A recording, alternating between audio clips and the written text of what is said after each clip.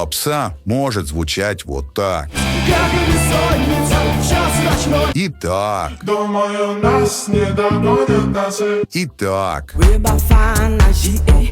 Апамати. и так, На заре. и даже так.